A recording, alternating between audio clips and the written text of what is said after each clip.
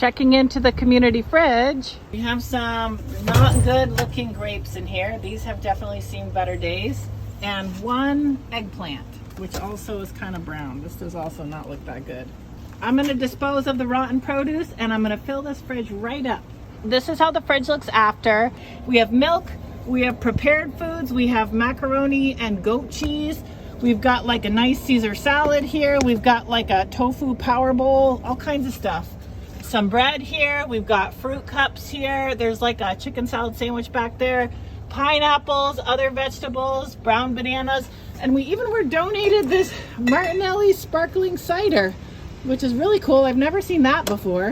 The freezer was empty before. I've added in some meat we got donated, lots of hams, some fish like this steelhead salmon, these bone-in chicken thighs here. Looks like they have some seasonings on them, and some other random kind of seafood and other meats.